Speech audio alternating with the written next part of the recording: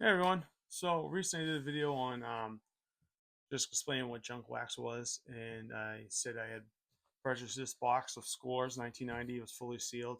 I opened it. It was a while back. It was before I decided to do a channel, and I pulled a bunch of cards out of it. So this box here, like I said, I bought off of Facebook Marketplace for about $20. I just wanted to show you that there is value in some of the junk wax. I know I'm not a huge fan of calling it that, but that's what a lot of people call it. It's not vintage. It's not new stuff. It's junk wax. So, real quick, these came out of this box, this 1990s scores box, and there's a listing online on Google. It's like the top 30 cards from 1990 that have that are worth anything to possibly have, and we got about 26 of them, give or take, out of that 30. Um, you know, I think that's a pretty good return. 26 out of the 30 that you should collect from 1990. So I'm just gonna go through them real quick, and I'm going to just show you least expensive to most expensive. And again, this is PSA estimate on all these cards is a 10. So again, are these cards a 10? I don't know. Your guess is as good as mine. But I know that I opened this package, took them out, took it out of the cellophane, opened all the packages, and put them into penny sleeves and then put them into rigid sleeves. So if they're not a 10, they got to be pretty close. I wouldn't say anything less than an 8. I'd be very surprised if we got anything less than an 8. Again, I'm not PSA. I'm not the grader. I'm not sure what they're looking for. But to me, they look like 10s. And so I'm gonna go with a 10 estimate. But knowing that realistically it might be an 8. So it might not be the exact amount. So we're gonna start off the first one. First one is Kirby Puckett. And Kirby is one of the cards that they say you should have from the 1990 set. Um, and that's about $4. So it's not too bad. I mean, out of that 20 that we spent, we got four. And realistically, if we could sell it or if we wanted to sell it. Next one is Wade Boggs. Wade, again, is from the 1990 set. And Wade Boggs himself is about $8.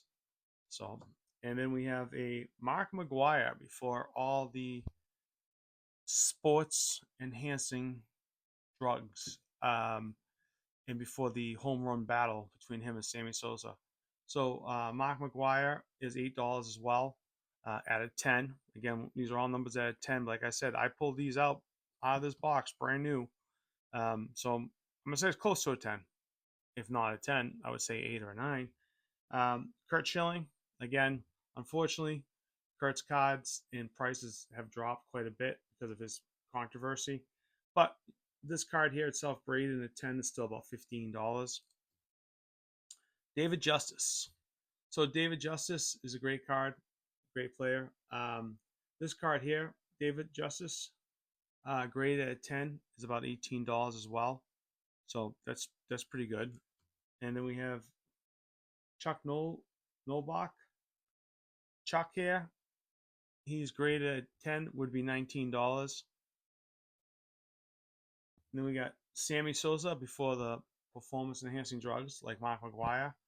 And Sammy would be $20 to have him graded if he comes back at 10. Then we have Bernie Williams from the Yankees. Bernie, again, if we get him graded and he comes back at 10, he's about $21. So as you can see, we've already made at least that $20 back, at least, right? So Cal Ripken Jr., Cal, Cal Ripken Jr., $23 for Cal if he comes back at 10. Then we got Mickey Rips. He comes back at a 20, it's $27 at a 10 if he comes back as a 10. Then we got Mo Vaughn, or Maurice Vaughn. Here in New England, we know him as Mo Vaughn. So if Mo comes back at 10 graded, it's about $28. Larry Walker.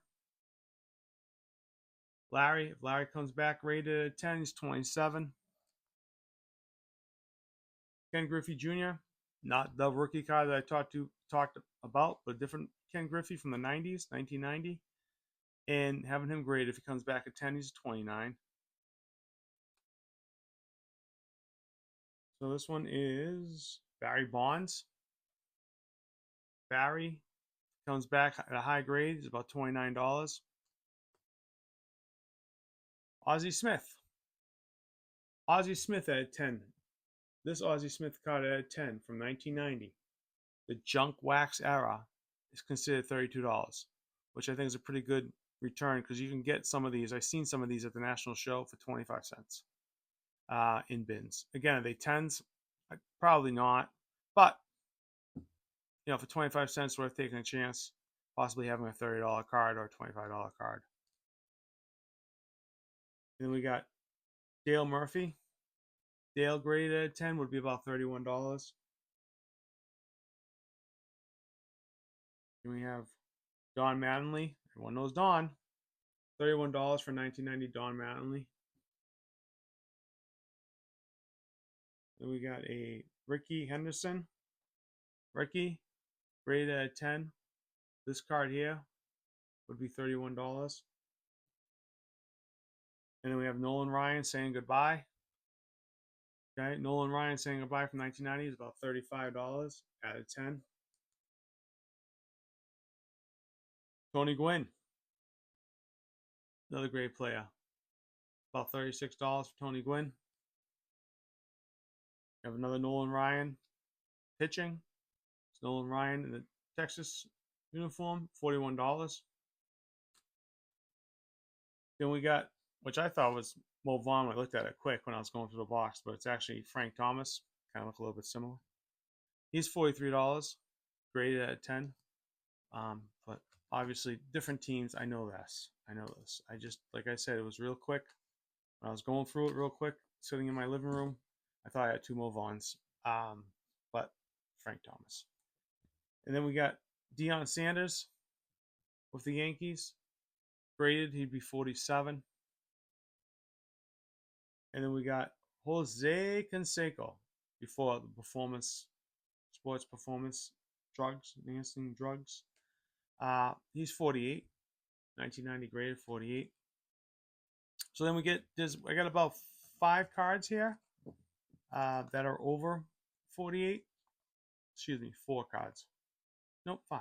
5 cards. So we have a Lights Out at Candlestick.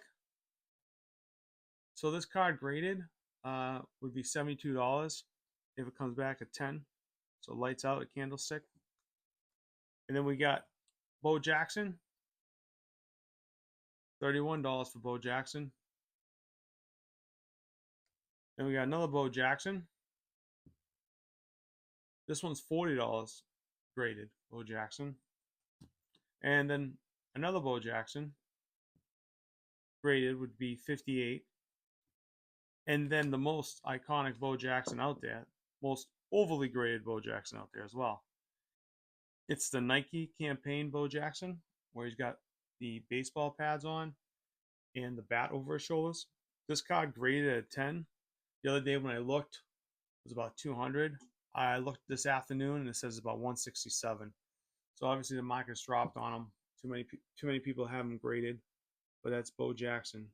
I'm going to do a video on Bo, send this out to be graded, because it is the most iconic Bo Jackson card, and why not have it graded? But besides these cards here, I did have a few other ones that I got, which I thought were kind of neat. No value to them, but I just think they're kind of neat. So this one here is a World Series card, Game 1, Game 2 World Series, which I thought was kind of neat. No value on it. I tried finding a value. There was no value on it, but I thought it was kind of a neat card. Again, if somebody looking for a World Series card from the 1990s, maybe $1, $2, who knows? I'm not sure. Game 3 card, World Series. Again, no value on this card. And then Game 4 World Series card, which is kind of cool. Again, no value on them. And then we do have some other cards that we got. I'm not going to go through all of them, but we do have quite a few different cards here that went through it as well. I said all came out of this one box, out of this one collection. These are the ones that, quote unquote, have some kind of value. Nothing major. You got a Greg Maddox from 90. He's about $12. You got David Wells. I remember Dave. He's about 13. Dave Winfield, he's $4, right? So then you got Dennis Oil Can Boyd, it's about $4. Darryl Strawberry, another one of those cards that there's hundreds of them out there. He's about 6. Um, George Brett, $5 card. Terry Franconia, good old Tito. He's about $2. Nothing much to him. Then we got another Wade Boggs. Wade's about 3. Billy Buckner. I'll always hate Billy Buckner because of him. My beloved Red Sox lost a World Series. But Billy Buckner, he's about $3. I wouldn't give you 2 cents for him personally, but hey, maybe someone else might need him, not me.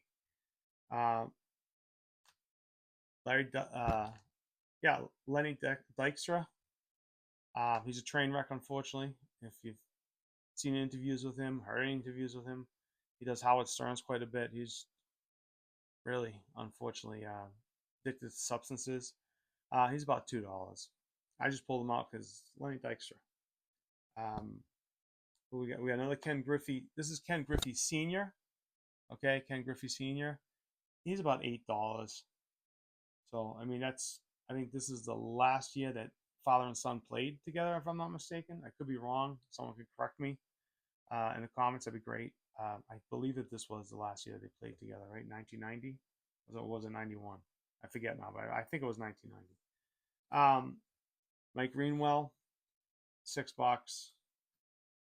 Rafael Palmeiro, he's about 11, 10, 11 bucks. Randy Johnson, big unit, he's 18. Dennis Eckersley, he's 3. Who else? Carlton Fisk. Carlton Fisk is about $2. And Dick Schofield, Dick's about $3.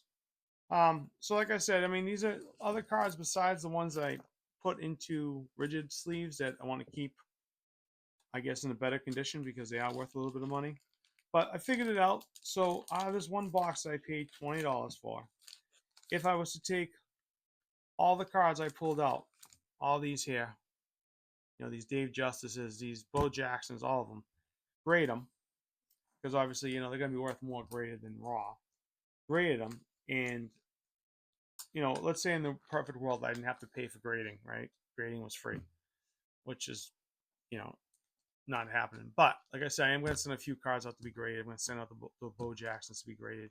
A couple other cards like the Candlestick card. I send it out to be graded because those do have a higher value. The other cards are under $20. I'm not going to send to be graded because it costs $20 to grade them. What's the purpose, right? If I can sell it for $10 to somebody ungraded, great. $5, perfect. Or if I decide to keep it in my collection ungraded, that's fine. At least I'll know what it's worth. But so I figured it out. So just the Jacksons, the David Justice, Sammy Sosa's, the Maguires, this whole stack here, and you know all these Bo Jacksons, not including this pack here of different cards, Lenny Dykstra and all that stuff. I think so. These here, this loose pack, not including the Bo Jackson, if I were to sell them all at that 10 value of, you know, PSA 10s, it'd be about $652. On this pile here of 20, it's about 24 cards. That'd be $652. Again, I have to sell them all at 10s, and it'll have to be graded, obviously, right? So that's not going to happen. And then the other ones, these Bo Jacksons, which I am going to send out a couple of them to be graded, but not all of them. Bo Jacksons, the Candlestick, Lights Out the Candlestick, and, you know, iconic Bo Jackson. Those are $367 if they all come back as 10s, and I can sell them as 10s because obviously, you know, I'm probably not going to get retail for them. I'm looking at about $1,100 out of this one box I paid $20 for. So if I take my first initial investment of 20 from that 1,100, leaves me 1,080. And then if I deduct what's going to cost me to grade a few of these cards, let's say it's going to cost me a couple hundred, $200-300 to grade a few cards. I'm still at about 700, give or take. And again, that's if PSA isn't running a special, or SGC, or one of the other grading companies. Sometimes, occasionally, they'll run a special for certain cards, certain time frames.